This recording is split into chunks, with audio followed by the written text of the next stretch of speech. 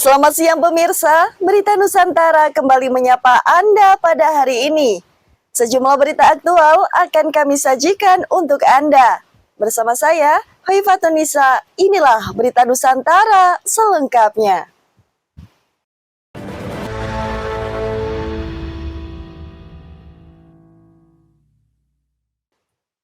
Pemirsa, kita mulai dari kasus korupsi yang kembali menyeret nama mantan pejabat tinggi peradilan. Komisi Pemberantasan Korupsi atau KPK menyita uang sebesar 3 miliar rupiah dari hasil produksi sawit mantan Sekretaris Mahkamah Agung Nur Hadi. Juru bicara KPK, Budi Prasetyo, saat berada di kantornya di Jakarta, Rabu 16 Juli lalu mengatakan bahwa uang yang disita merupakan uang hasil produksi sawit. Budi kemudian menjelaskan bahwa hasil produksi tersebut dilakukan pada lahan sawit yang terletak di Kabupaten Padang Lawas, Sumatera Utara. Diketahui bahwa lahan tersebut sebelumnya telah disita oleh KPK, namun lahan masih beroperasi seperti sedia kala. Budi mengatakan bahwa uang hasil penyitaan tersebut telah disimpan di dalam rekening KPK sebagai upaya pemulihan aset. Budi lalu menambahkan bahwa penyidik akan menelusuri seluruh aset milik Nur Hadi yang diduga berkaitan dengan kasus ini. KPK sebelumnya kembali menangkap Nur Hadi saat ia baru saja selesai menjalani masa pidana akibat kasus suap gratifikasi di Lapas Sukamiskin, Bandung, Jawa Barat. Penangkapan tersebut dilakukan pada hari Minggu, 26 Juni lalu pada dini hari, guna kepentingan penyidikan dugaan TPPU, tindak pidana pencucian uang. Java TV melaporkan. Kabar selanjutnya datang dari rencana ambisius pemerintah Indonesia di Tanah Suci. Kepala Komunikasi Kantor Kepresidenan, Hasan Hasbi, mengungkapkan sejumlah skema pembangunan kampung haji bagi jemaah asal Indonesia. Hasan Hasbi saat berada di kantornya di kawasan Jakarta, Rabu 16 Juli lalu mengatakan bahwa terdapat berbagai skema pembangunan kampung haji bagi jemaah asal Republik Indonesia. Skema tersebut antara lain skema pembangunan dari nol, serta skema membeli bangunan yang sudah ada sebagai skema alternatif. Hasan juga mengatakan ada skema tanda tangan kontrak jangka panjang guna membangun perkampungan haji RI tersebut. Selanjutnya, Hasan meminta agar masyarakat terhadap proyek kampung haji tersebut. Ia mengatakan bahwa eksekusi proyek masih menunggu pengesahan revisi UU Haji yang masih digodok DPR. Pemerintah RI dan Arab Saudi telah sepakat akan membangun perkampungan haji bagi jemaah RI di Kota Mekah. Kesepakatan tersebut tercapai saat kunjungan Presiden Prabowo di Arab Saudi beberapa waktu lalu. Java TV melaporkan. Berlanjut ke dinamika perdagangan internasional, Wakil Ketua Komisi 1 DPR memberi tanggapan positif atas keputusan Amerika Serikat menurunkan tarif impor menjadi 19%. Sukamta menilai bahwa penurunan tarif tersebut akan membuat posisi Indonesia naik kelas dalam perekonomian global, meskipun masih bertahap. Sukamta lalu menambahkan, menurutnya posisi Indonesia semakin diperhitungkan Amerika Serikat secara geoekonomi. Ia juga menunjukkan tren PDB Indonesia yang dinilai positif dalam 1 dekade terakhir. Sukamta berharap agar daya tawar Indonesia meningkat dalam percaturan global, tidak hanya perdagangan, namun juga politik global. Sementara itu, ia juga mengatakan tantangan yang akan dihadapi oleh Indonesia terhadap tarif ini. Ia menilai neraca perdagangan Indonesia atas asa akan turun atau bahkan defisit. Sukamta memprediksi bahwa Indonesia akan dibanjiri produk murah dari asing. Hal ini karena produk Amerika Serikat akan memiliki harga lebih murah, imbas masuk tanpa tarif. Sehingga produk lainnya akan menurunkan harga guna menyesuaikan produk asal Amerika Serikat. Kemudian ia juga mencemaskan keberlangsungan produk lokal di tengah ancaman produk asing mendatang. Java TV melaporkan. Dalam rangka menyambut momen kemerdekaan, perayaan HUT ke-80 Republik Indonesia akan kembali digelar di Jakarta. Ini menjadi momentum penting setelah sebelumnya dipusatkan di ibu kota Nusantara. Kepala Kantor Komunikasi Presiden Hasan Hasbi membenarkan bahwa perayaan kemerdekaan Republik Indonesia akan digelar di Jakarta seperti pada tahun-tahun sebelumnya. Saat berada di Gedung Kuartir Nasional, Gambir, Jakarta Pusat pada Rabu 16 Juli lalu. Hasan juga mengatakan persiapan perayaan tersebut sudah berjalan. Hasan lalu menjelaskan bahwa panitia acara telah dibentuk oleh Menteri Sekretaris Negara. Selain itu, Badan Pembinaan Ideologi Pancasila (BPIP) juga telah menyelesaikan seleksi pasukan pengibar bendera pusaka Paskibraka. Sementara itu, terkait hal teknis lainnya seperti logo serta tema yang mengatakan bahwa akan diluncurkan dalam waktu dekat, serta kemungkinan besar akan diluncurkan langsung oleh Presiden Prabowo Subianto. Java TV melaporkan. Dari Blitar, Jawa Timur, sebuah tradisi sakral penuh makna kembali digelar di pesisir selatan Blitar.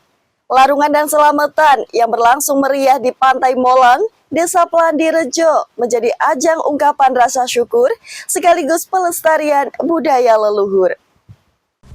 Tradisi larungan dan selamatan digelar di Pantai Molang, Desa Plandirejo, Kecamatan Bakung, Kabupaten Blitar pada Rabu 2 Juli 2025. Ritual adat ini dihadiri oleh jajaran Forkom Pincam Bakung, Kepala Desa Plandirejo, mahasiswa KKN dari Universitas Gadjah Mada, serta warga desa dan masyarakat sekitar. Acara dimulai dengan doa bersama, kemudian dilanjutkan dengan prosesi melarung sesaji ke laut, sebagai simbol rasa syukur masyarakat atas limpahan hasil bumi dan laut. Selain prosesi adat, pada malam harinya, masyarakat juga disuguhkan pagelaran wayang sebagai hiburan rakyat. Larung sesaji ini sudah menjadi tradisi sejak zaman dahulu. Kami selaku kepala desa yang mulai periode 2016 sampai sekarang ini kita mengikuti apa-apa yang sudah dilakukan oleh pendahulu-pendahulu dari kepala desa yang lama. Tujuannya larung sesaji ini adalah merupakan sedekah bumi gabung dengan sedekah laut. Jadi bentuk rasa syukur masyarakat di sekitaran pantai, karena di situ ada petani, ada tambak udang, dan masyarakat secara ekonominya juga merasa terbantu dengan adanya kawasan di pinggiran pantai. Maka pada hari ini 2 Juli 2025 kita lakukan sedekah bumi dan sedekah laut. Tradisi ini juga melibatkan mahasiswa KKN UGM yang turut mendukung persiapan dan pelaksanaan kegiatan. Kalau menurut saya itu larung saji sebuah ritual dari masyarakat, ungkapan rasa syukur masyarakat atas hasil bumi yang mereka dapat.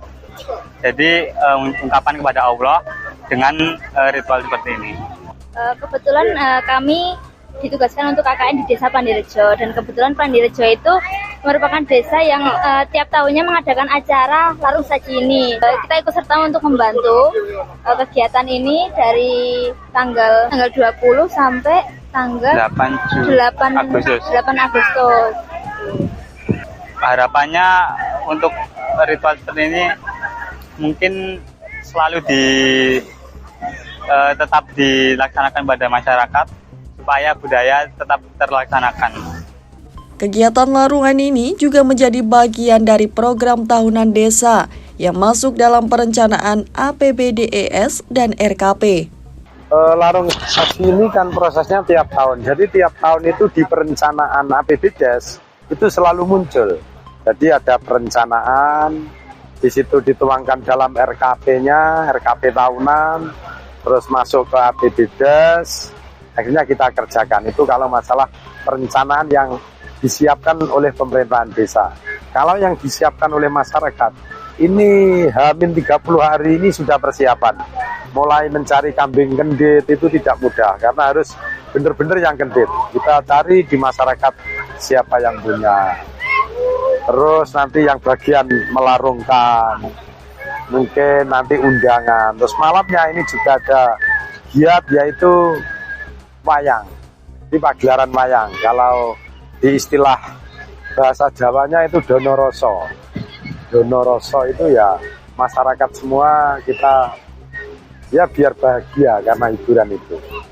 Harapan saya ke depan agar masyarakat ini tidak kehilangan jati dirinya. Karena larung sesaji ini adalah merupakan adat budaya, warisan budaya dari leluhur-leluhur kita.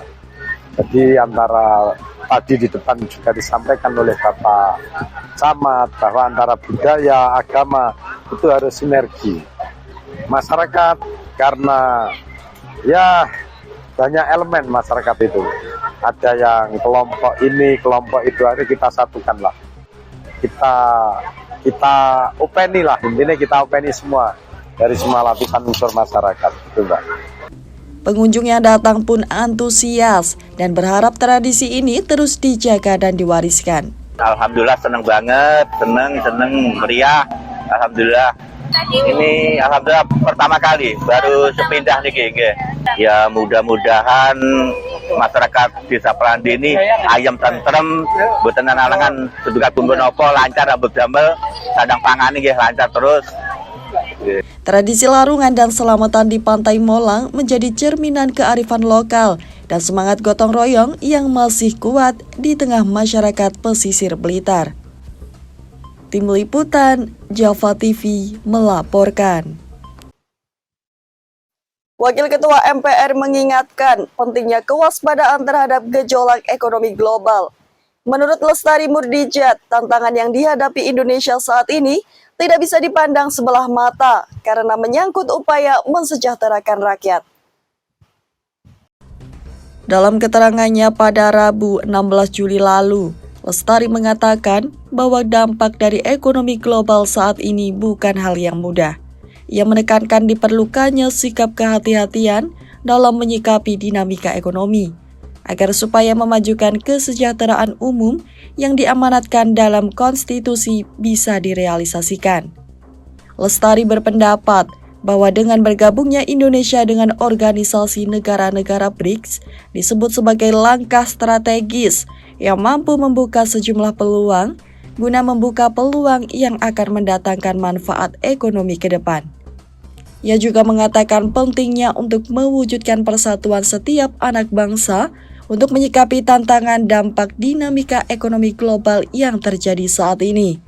Selain itu, ia juga meminta agar potensi ekonomi lokal agar dimanfaatkan sebagai bagian dari solusi menghadapi tantangan. Java TV melaporkan. Di tengah polemik soal truk over dimension overload, Menko PMK Agus Harimurti Yudhoyono menyatakan keberpihakan kepada para sopir truk yang terdampak aturan pembatasan operasional. Pernyataan tersebut disampaikan oleh AHY kala rapat koordinasi pembahasan penanganan kendaraan lebih dimensi dan lebih muatan atau odol pada hari Kamis 17 Juli. AHY mengatakan bahwa sopir seringkali dipermasalahkan kala terlibat sesuatu di jalan. AHY lantas menegaskan bahwa tugas sopir hanya sebatas mengantar barang. Sementara itu, AHY juga turut menyoroti perihal terbatasnya kesejahteraan sopir, sehingga sopir tidak memiliki pilihan selain mengendarai truk dengan beban berlebih. Oleh karena itu, AHY menekankan pentingnya pengaturan peningkatan kesejahteraan pengemudi kendaraan angkutan barang. Di akhir, AHY sekaligus juga menyoroti pentingnya pemberantasan praktik pungutan liar dalam ekosistem barang. Java TV melaporkan.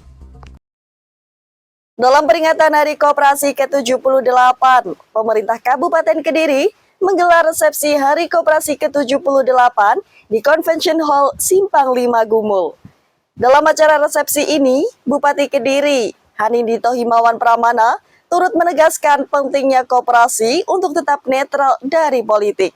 serta fokus memperkuat sektor usaha real demi menopang kesejahteraan masyarakat.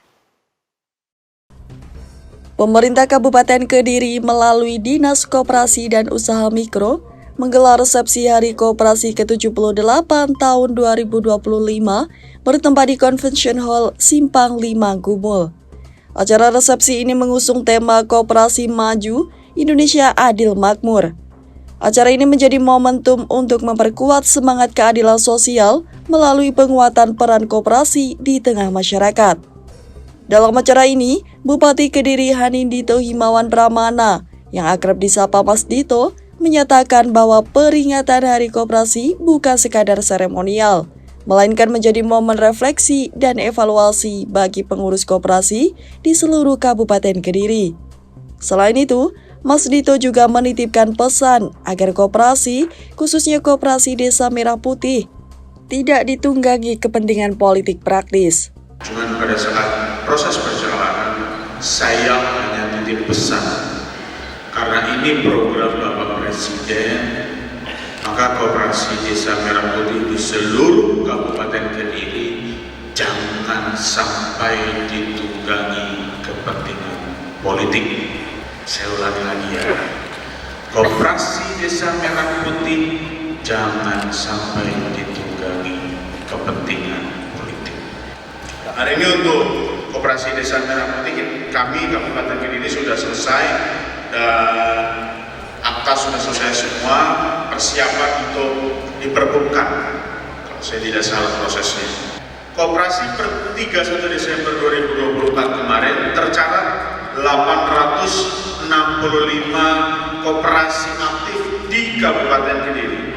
Dari jumlah itu 622 koperasi atau 72% merupakan koperasi serba usaha yang juga memiliki unit simpan pinjam. Sementara itu, berdasarkan online data sistem per 31 Desember 2024, terdapat 865 koperasi aktif di Kabupaten Kediri. Dari jumlah tersebut, sebanyak 622 koperasi atau 72% bergerak di sektor serba usaha, termasuk memiliki unit simpan pinjam. Oleh karena itu, pemerintah Kabupaten Kediri terus mendorong koperasi serba usaha untuk lebih aktif mengembangkan sektor usaha real, guna memperkuat pondasi ekonomi masyarakat secara mandiri dan berkelanjutan. Sementara itu, Ketua Dewan Koperasi Indonesia Wilayah Dekopinwil Jawa Timur, Slamet Sutanto, mengajak seluruh pelaku koperasi untuk terus memupuk semangat gotong royong dan saling membantu. Slamet mengatakan, nilai-nilai tersebut dianggap sebagai kekuatan utama koperasi di era persaingan global. Dalam rangkaian acara ini, dilakukan pemotongan tumpeng, penyerahan simbolis surat keputusan Menteri Hukum dan HAM tentang pengesahan Badan Hukum Koperasi Desa Merah Putih, serta pemberian penghargaan kepada lembaga dan tokoh penggerak koperasi di Kabupaten Kediri. Selain itu, acara ini juga dihadiri oleh jajaran Forum Koordinasi Pimpinan Daerah Forkopimda, Sekretaris Daerah Kabupaten Kediri, serta Ketua Dewan Koperasi Indonesia Daerah Dekopinda Kabupaten Kediri. Ahmad Ion, Java TV, melaporkan. Sinergi eksekutif dan legislatif ditegaskan dalam rapat paripurna perubahan KUA PPAS 2025 di Tulungagung. Bupati Gatot Sudu menegaskan pentingnya komunikasi antar lembaga untuk pembangunan daerah yang tepat sasaran. Pemerintah Kabupaten Tulungagung dan DPRD setempat menyepakati perubahan kebijakan umum anggaran atau KUA dan prioritas plafon anggaran sementara PPAS tahun anggaran 2025. Kesepakatan tersebut dicapai dalam rapat paripurna DPRD yang digelar di Geraha Wicaksana Lantai 2 Selasa 15 Juli 2025 lalu. Dalam sambutannya, Bupati Tulungagung Haji Gatot Sunuwibowo SEME menyampaikan bahwa sinergi dan komunikasi yang baik antar eksekutif dan legislatif menjadi kunci dalam menciptakan pemerintahan yang harmonis serta pembangunan daerah yang tepat sasaran. Rapat paripurna tersebut digelar dalam rangka penyampaian serta kesepakatan bersama atas perubahan KUA dan PPAS tahun 2025, yang kemudian akan menjadi dasar penyusunan rancangan perubahan anggaran pendapatan dan belanja daerah APBD 2025. Dalam rapat, Bupati Gatot-Sunu menyampaikan apresiasi kepada pimpinan dan seluruh anggota DPRD atas kerjasama yang telah terjalin dalam membahas arah perubahan kebijakan anggaran. Ia juga menyampaikan terima kasih atas masukan terkait penganggaran umum, infrastruktur, dan kebijakan fiskal termasuk pada Badan Layanan Umum Daerah BLUD. Sementara itu, dalam pemaparannya, Bupati Gatot-Sunu juga menyebut bahwa perubahan KUA dan PPAS 2025 telah disinergikan dengan perubahan rencana kerja pemerintah daerah RKPD 2025, serta selaras dengan prioritas pembangunan nasional dan provinsi. Adapun komposisi anggaran yang disepakati bersama dalam perubahan PPAS 2025 sebagai berikut. Pendapatan daerah sebesar 2,8 triliun rupiah, belanja daerah sebesar 3,2 triliun rupiah, dan defisit anggaran sebesar 336 miliar rupiah. Selanjutnya, defisit akan ditutup melalui pembiayaan neto dengan jumlah yang sama, sehingga tidak ada sisa lebih pembiayaan anggaran Silpa yang direncanakan pada tahun berjalan. Sementara itu, rapat paripurna ini dipimpin oleh Ketua DPRD Tulungagung, Marsono Esos, dan dihadiri oleh Sekretaris Daerah, Dr. Andes Triharyadi MSI, staf ahli, asisten, kepala OPD, serta seluruh jajaran anggota DPRD Kabupaten Tulungagung. Suasana rapat berlangsung hikmat dan menunjukkan komitmen bersama dalam memperkuat tata kelola keuangan daerah, serta mendorong percepatan pembangunan di Kabupaten Tulungagung. Andi Setiawan, Java TV, melaporkan. Kabar mengejutkan datang dari Amerika Serikat. Presiden Donald Trump mengumumkan kesepakatan strategis dengan Indonesia, yang disebut memberi akses penuh terhadap sumber daya termasuk tembaga tanpa tarif. Dalam pidato publik di Washington DC, Presiden Trump mengklaim telah melakukan komunikasi langsung dengan Presiden Republik Indonesia Prabowo Subianto. Ia menyebut telah mencapai kesepakatan yang memberikan Amerika Serikat akses penuh terhadap sumber daya alam Indonesia tanpa harus membayar biaya masuk. So we made a deal with Indonesia. I spoke to their really great president, very popular, very strong, smart. And we made the deal. We have full access to Indonesia, everything. As you know, Indonesia is very strong on copper, but we have full access to everything. We will pay no tariffs. So they are giving us access into Indonesia, which we never had. That's probably the biggest part of the deal.